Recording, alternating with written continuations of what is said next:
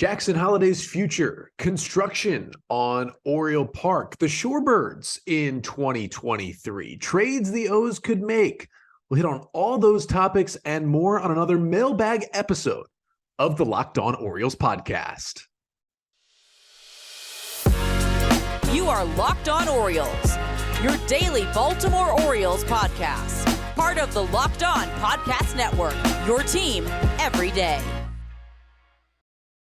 Hey there, Orioles fans. Today is Friday, January 20th, 2023, and welcome back into the Locked On Orioles podcast, part of the Locked On Podcast Network, your team every day. As always, I'm your host, Connor Newcomb. And coming up on today's episode, we are opening up the Locked On Orioles mailbag once again. Did the mailbag on Wednesday as well. However, because there was a lot of John Angelos news to talk about, didn't quite get to as many questions as I wanted to on Wednesday's episode. So, because you all sent in so many great questions, decided to open up the mailbag once again here on a Friday to finish out the week on the pod. We're going to talk about a multitude of different topics as I answer 9 listener questions from you, the listeners, you, the viewers out there. Thank you so much for submitting them. We'll talk about how the shift could impact some Orioles pitchers. We'll talk about if the warehouse could be hit in a game, some potential additions to Camden Yards. Michael Wacha may be coming to Baltimore. Jackson Holliday's timeline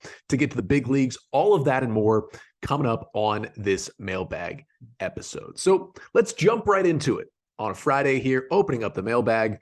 And our first question comes from Vincent via email, who asks, what construction would you like to see done to Oriole Park at Camden Yards? Now, as we know, last year the O's celebrated 30 years of Oriole Park after it opened in 1992 and was, of course, the ballpark that forever changed baseball. Pretty much every new park since then has been somewhat modeled after Oriole Park. Was the new wave of brand new ballparks. And while the Orioles aren't trying to get a new park, and as much as John Angelos makes us want to sweat about it, you have to think he's going to sign that 5-year lease extension by that February 1st deadline and keep the O's here at Camden Yards through 2028 and beyond. But it does look like there's upgrades coming. There was money announced last year that just over $1 million actually would be put into the area of Oriole Park at Camden Yards and M&T Bank Stadium and kind of the surrounding areas to build it up as well. It's kind of similar to what's happening around a lot of ballparks in Major League Baseball, where they're almost turning it into like a ballpark town, a tiny town. You get bars and restaurants and retail kind of around the stadium to bring more foot traffic, both during games and when games aren't being played there as well. And so there's going to be upgrades outside the stadium, but it could mean upgrades inside as well. We've heard talks about, maybe updating and renovating the stadium a bit here in this decade at some point. And I think for me, the number one thing I'd like to see is opening up the concourse. A lot of the newer ballparks in Major League Baseball have that open concourse setting where if you're in line to get a drink, to get a hot dog, if you're walking to the bathroom, if you're just heading up to the next level, you can see into the ballpark and watch the game. It's simply not something you can do right now at Oriole Park. Once you go into the concourse, you're blocked by all the concrete there. And unless you're standing right in an alleyway into a section, you can't even see the field. And even if you're standing right there, you can't even really see much. And in these newer ballparks, I'm not a big fan of Nationals Park, but Nats Park is one of these places where you can see everything. Citizens Bank Park in Philadelphia, you can see the game basically from everywhere. I would like to see that at Camden Yards if they can make it work and still make it look beautiful. A couple other things, maybe expansion of the rooftop bar. It's a very popular place for sold out games, and maybe some new things going on in the flag court as well, another popular area, but maybe some more seating, maybe, another stand, different food. We do know that there's a new food partnership that the Orioles announced this week. So maybe some new dining options come to Camden Yards in 2023, but just some ideas for potentially if the park does have some upgrades, but still, in my estimation, the most beautiful ballpark in baseball. Second question of the day comes from O's Solo on Twitter, who asks, which 2022 Orioles do you see as really future pieces on the next great Orioles team? And I've answered kind of a version of this question, I feel like a couple times each of the last few seasons here on the podcast, but it's always good to kind of reassess when you get to an off season, this type of question, like which guys are legitimate future pieces, which guys could go either way, and which guys will find their way off this roster at some point. Now, breaking all of that down is probably a whole episode in itself, but just to answer the mailbag question, I came up with 11 names that I feel somewhat pretty confident that they'll be on the next really good Orioles team. I think you have your two incredibly easy options, really your three incredibly easy options. And these are only guys, I didn't go from the 40-man roster. I went from kind of the active roster to end the season, the 26-man roster. So Adley Rutschman and Gunnar Henderson, I think, are easy. If I had done, the 40-man roster, Grayson Rodriguez, obviously another easy call, and then DL Hall as well. I think, the top four guys that have been in this system. But since we're going from 2022 Orioles, just guys who played in the big leagues, Adley, Gunnar, and Hall, I think, are easy. I do think they will extend Cedric Mullins at some point. I think he's just too valuable in center field for them. I see him sticking around. I really like what I saw from Kyle Bradish this year. I'd put him on that list to be at some point in that rotation. And then in the bullpen, I think Felix Bautista has certainly shown that he'll be around. I think Brian Baker has the stuff to, even if he's not always a high leverage guy, just to at the very least be a middle reliever moving forward for this team. I think he showed the stuff. And then Dylan Tate. Now, Tate is obviously closer to free agency than some of these younger relievers, but he still has, 3 years of control. I think the Orioles could definitely extend Dylan Tate another 3 years after that and kind of have him be a veteran, seventh inning presence in this bullpen moving forward. Other than that, I put Dean Kramer in here. I was a little hesitant because it's only been the one good season. We know 2021 was a disaster, so you still don't know. But I liked what I saw enough from him to put him on the list. And then I also threw in Taron Vavra and Kyle Stowers, just because we've seen, less than a half a season from both of them so far. They were both, top 20 prospects in the Orioles system. Both definitely showed some flashes, both in the field and at the plate last year.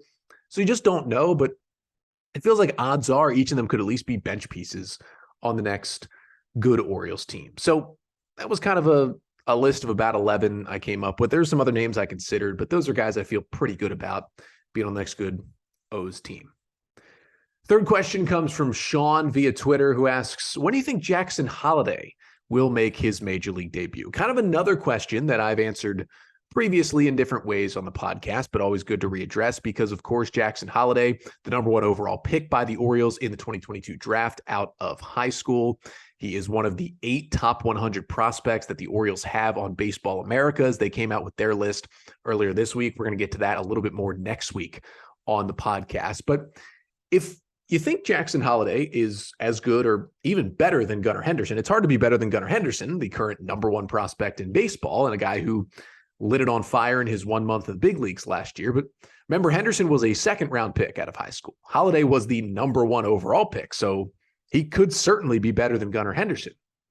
Now, if he's on the Henderson track, Gunnar was drafted out of high school in 2019 and debuted late in 2022. So by that metric, Holliday, drafted out of high school in 2022, would debut late in the 2025 season. However, Henderson was a little delayed for the development because what would have been his first full minor league season was, of course, 2020, and the pandemic wiped out the entire minor league baseball season. So he didn't get to play a full year until 2021. Now, Gunnar spent some time at the alternate site in 2020, certainly, didn't halt his development too much, but those games against different pitching every day certainly helps you develop.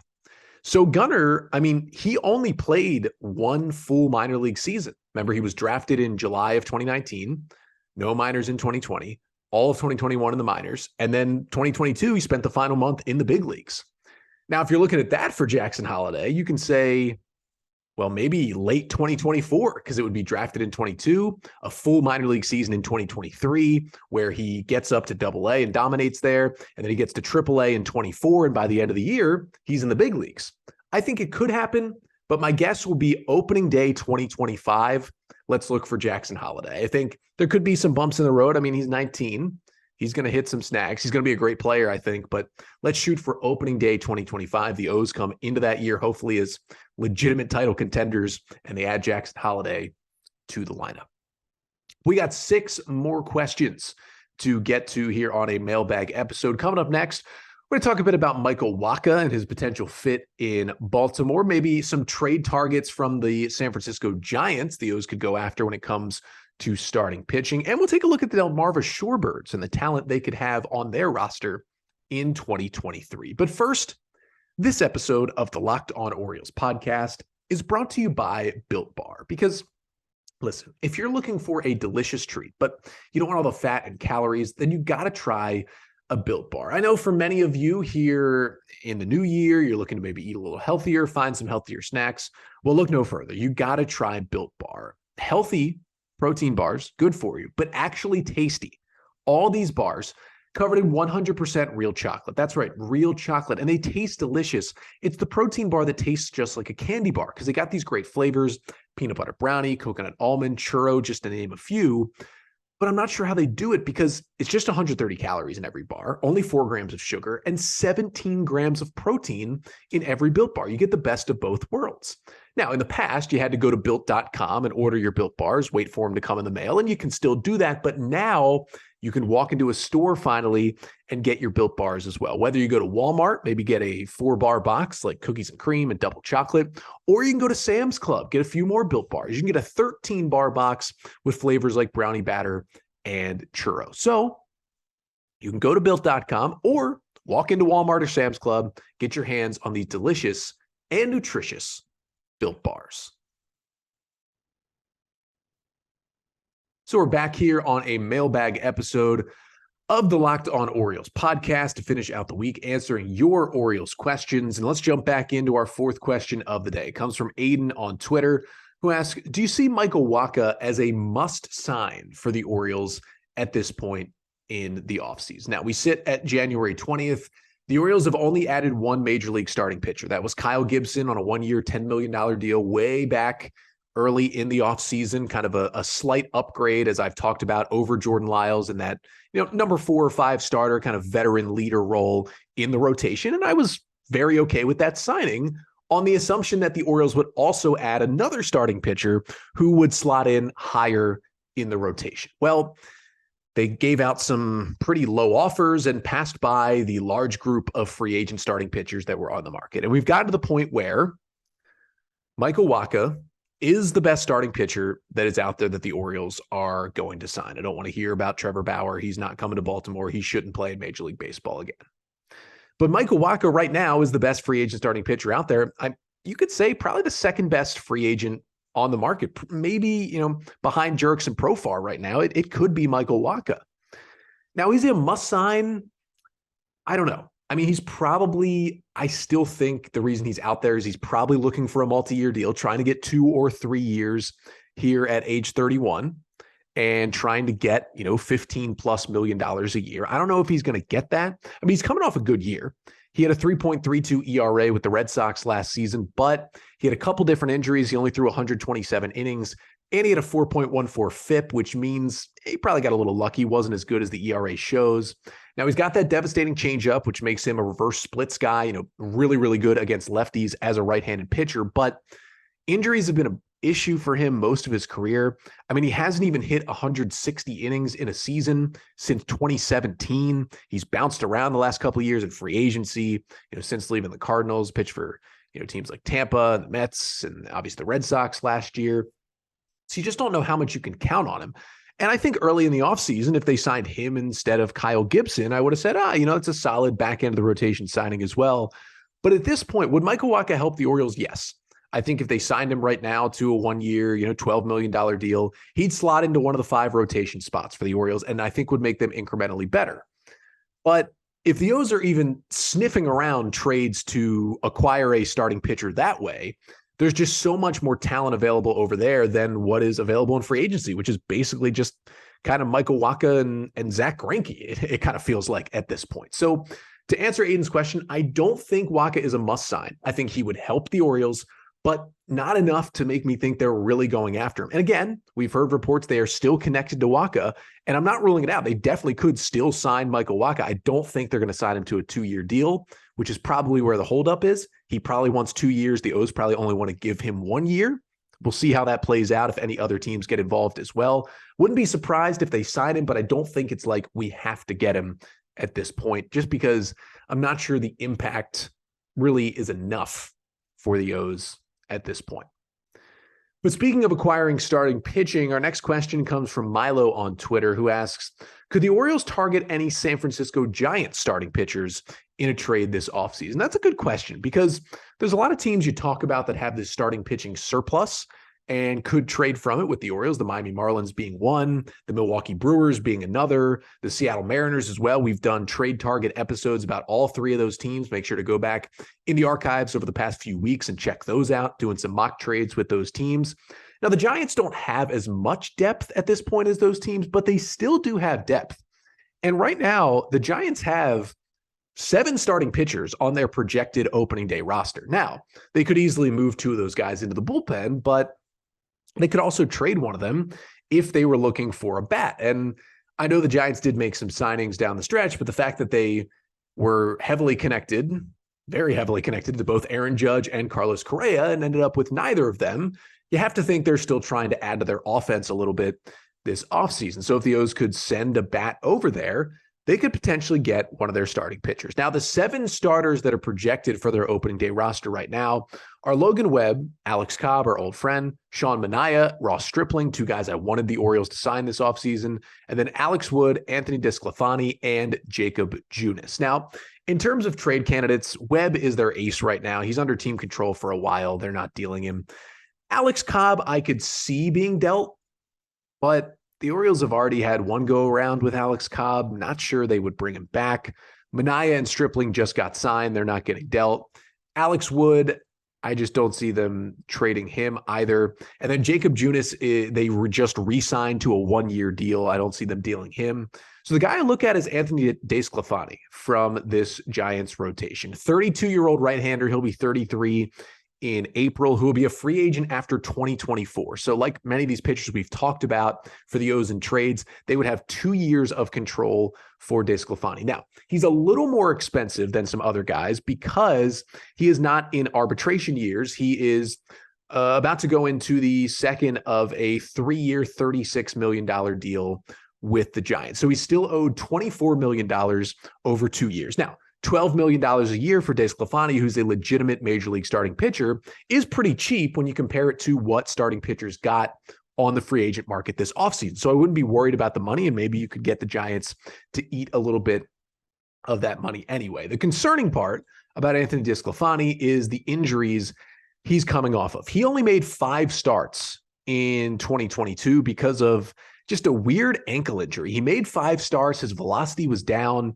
He had a 6.63 ERA in those 5 innings early in the year for the Giants. And that was weird because DeSclafani in 2021 had kind of a breakout season. 31 starts, about 170 innings, had a 3.17 ERA. He was really good. And the Giants were expecting big things. And 5 starts, velo down, stuff wasn't there. And it turns out he had an ankle injury that he was kind of pitching on, kept him out for a while. They weren't really sure. It kept going.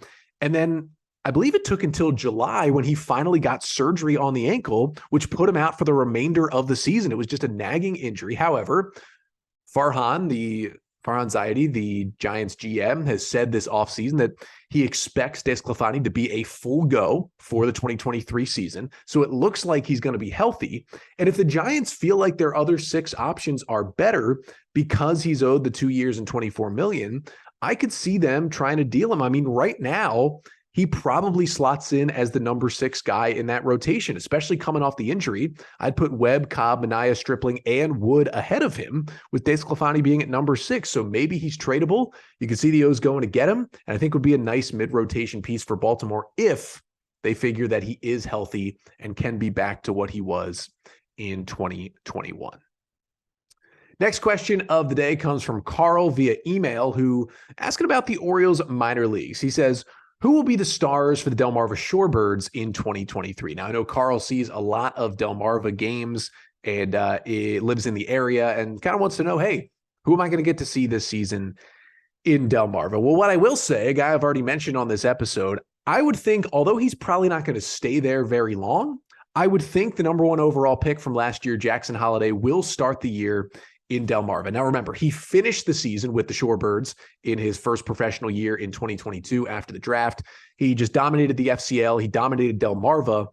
But the Orioles have generally, with those high school picks, they haven't made a lot of high school picks under Mike Elias, but when they have, even when they have done well in Delmarva their first year, the O's will generally start those guys back at Delmarva to open that next season. That's what Gunnar Henderson did in 2021. A couple other guys have done it as well. Now, I think he's probably going to dominate Delmarva again. And by May, he'll most likely be moved up to Aberdeen. But you could get a few weeks of Jackson Holliday, which is always exciting. Now, another guy you'll probably get to see again is Carter Baumler if he's healthy. Another guy who pitched in Delmarva last season, Orioles 5th-round pick out of high school in the 2020 draft, has just had so many injuries. Tommy John, then he came back last year, then he re-aggravated that arm. If he is healthy, we will almost certainly be seeing him throw a good chunk of innings for the Shorebirds this year just to get back to healthy. So that'll be fun to watch. I think you'll almost certainly see Samuel Basayo in Delmarva this year. You know, he gets stateside to the FCL, and we should see him in Delmarva, you know, as a teenager still really trying to jump his way maybe into an Orioles top 10 breakout prospect, big power hitting, left-handed hitting catcher, you know, got signed for over $1 million in the 2021 international market. He is an exciting young player. You could see Michael Hernandez there as well. He was also a $1.2 million signing internationally in 2021. He's been much more disappointing than Basayo has, but I think we'll see him stateside this year, potentially in Delmarva. And then I would say a couple other names. Davey Cruz, who was in Delmarva last year, kind of exciting teenage left-handed pitcher who throws in the mid-90s. He's fun to watch. Dealt with a few injuries last year, but he's fun. Trace Bright, I think we'll get to see. He was the top pitcher the Orioles took in the draft last year, 5th-round pick out of Auburn. Didn't get to see him pitch much, if at all, in 2022, but I do think he will be in Delmarva starting in their rotation in 2023. He's got some really exciting stuff. And then a couple other guys you'll see from the 22 draft. I think you'll see Douglas Hodo. You know, some of the outfielders like Dylan Beavers and Judd Fabian will be in Aberdeen and Bowie and beyond. But Hodo, a guy more known for his defense. O's took him in the 6th round, the center fielder out of Texas. But I think he's got a sneaky bat, and I think you'll get to see that a lot in Delmarva this year. And then, of course, you know, if you can wait till July, you'll get to see a lot of the top picks, especially the college guys from the 2023 draft as well, which will certainly make that roster even better for you, Carl, and all the Shorebirds fans out there. We've got 3 more questions to get to here on a mailbag episode, talking about how free agents see the Orioles moving forward. Could someone hit the warehouse in a game? And how Orioles pitchers might be affected by the ban of the shift.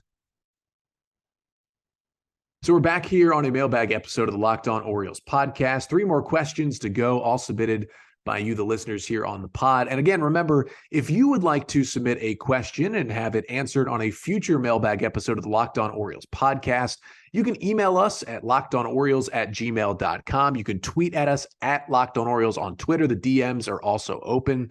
You can also leave a comment here on YouTube. Make sure to like, comment, and subscribe to the Locked On Orioles YouTube channel. Leave a comment with a mailbag question. Or if you listen on iTunes and Apple Podcasts, if you could please leave a 5-star rating on that app, it helps a lot. And you can leave a review.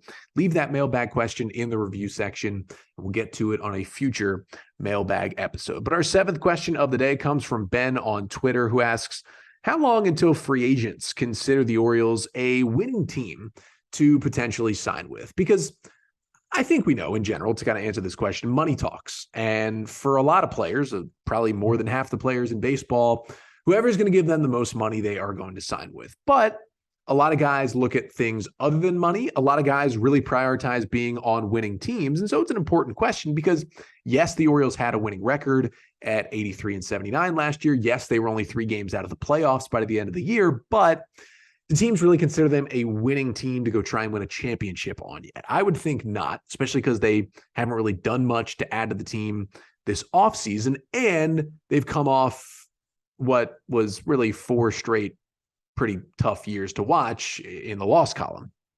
So with that being said, it's going to take a little while to get there. But I would say if the O's can put together 2 more winning seasons in 23 and 24, which would make 3 winning seasons in a row, and if they can get to the playoffs in one of the next 2 years, I think that would get free agents to say, you know what, this team is not just trending in the right direction. They have gotten to the right direction. They are a contender. They are a playoff team. They are a winning team.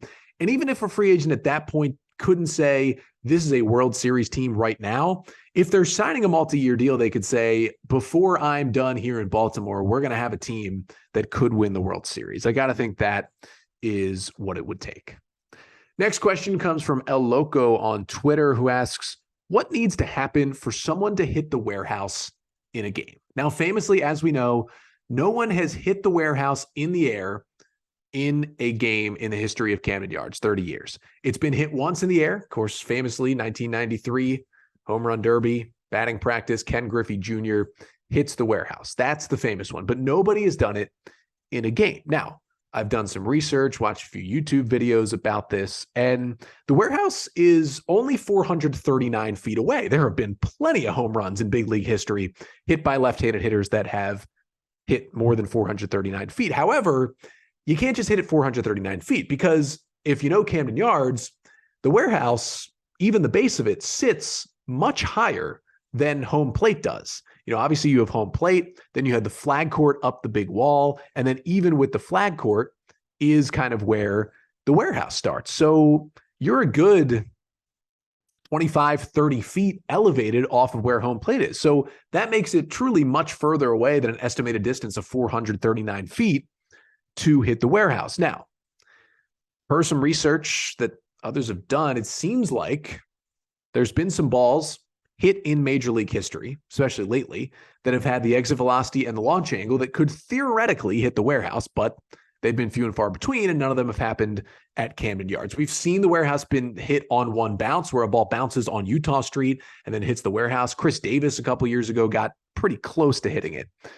But I would say it would be mostly probably opposing players. I mean, Joey Gallo could do it if he got into one. Kyle Schwarber. You got to think O'Neal Cruz could do it. Bryce Harper. Yordan Alvarez would be a good guy. If you're thinking most likely Oriole right now, I mean, maybe Kyle Stowers if he just launched one. I would say Nomar Mazara or Franchi Cordero, especially because Mazara has one of the longest home runs hit in the StatCast era, had a 505-foot homer into the upper deck in right field in Texas when he was playing for the Rangers. Of course, the O's signed him to a minor league deal. He would have to make the Orioles roster, but he's a guy, if he got into one, I think could do it. Again, it's not likely, but there's guys who hit the ball hard, hit it high, hit it far. I think it could be done. And I'm going to go out and say, before this ballpark gets demolished in however many years, I think someone's going to hit it. Someone is going to hit the warehouse with a home run. And our final question comes from Ali Khan on Twitter, who asked some similar questions actually for Wednesday's mailbag and wanted to answer the final part of his question here to finish off our Friday mailbag. He asked about, which hitters would be impacted by the shift ban this year, where players can't, go to the opposite side of second base. You got to have two infielders on each side of the bag. But this question was, which Orioles pitchers will be impacted most by the shift ban in 2023? And really, there were probably three guys to mention. The first one is Dylan Tate. Opponents hit .322 against Dylan Tate in 2022 when the shift was on. So the shift, while helping most pitchers, actually seemed to hurt Dylan Tate. And the Orioles didn't shift a crazy amount when he was on the mound, but still shifted a good amount.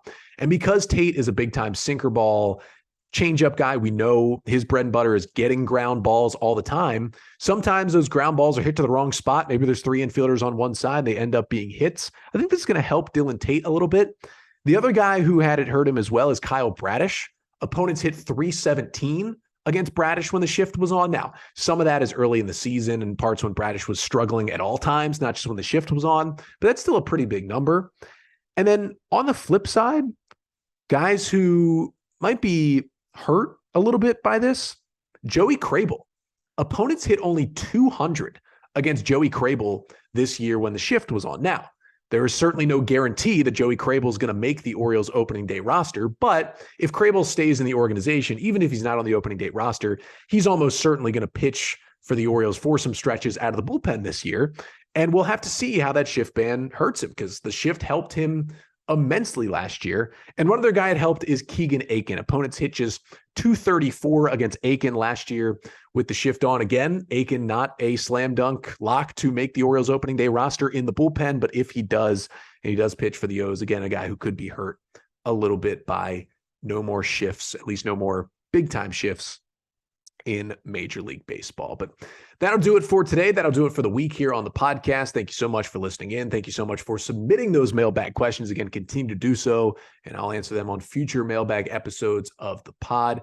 We will be back here on Monday. 3 more episodes coming up next week. We're going to take a look at some of the Orioles news and notes from the past couple of days, with the 8 prospects being named in Baseball America's top 100. O's made another minor league signing of a right-handed pitcher on Thursday. We'll talk about that a bit as well. There's new food options at Camden Yards maybe we'll get to. And hey, if John Angelos actually does open up the Orioles books, open up the financials to the media next week, we will certainly have it covered here on the pod. But until then, I'm Connor Newcomb, and this has been the Locked On Orioles podcast, part of the Locked On Podcast Network. Your team every day.